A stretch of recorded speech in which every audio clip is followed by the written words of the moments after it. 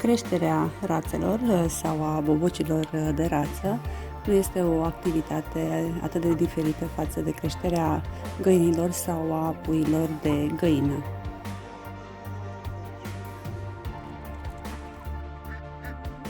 În primele săptămâni de viață, bobocii de rață au nevoie de un adăpost călduros cu temperaturi destul de ridicate.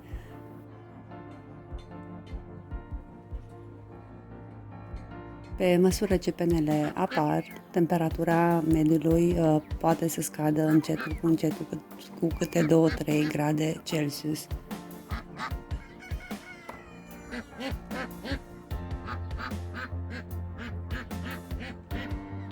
Rațele pot fi crescute împreună cu puii de găine sau cu găinile, fără nicio problemă, și vor primi aceeași alimentație pe care o primesc puii de găină.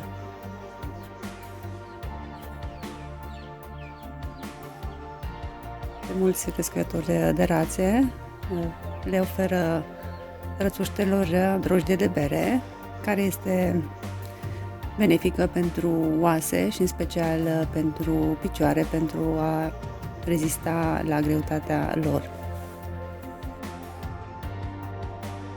Hrănirea bobocilor de rațe se face cu amestecuri de cereale din orz, ovăz, porumb. Se pot introduce și nutrețuri verzi, bine mărunțite, lucernă sau trifoi.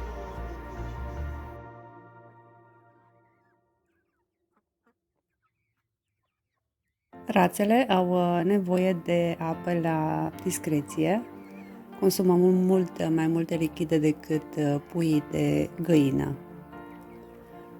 Rațele au talentul de a murdări apa foarte repede. Din această cauză trebuie schimbată aproape zilnic sau de câteva ori pe zi, în funcție de câte rațe sunt sau cât de tare s-a murdărit.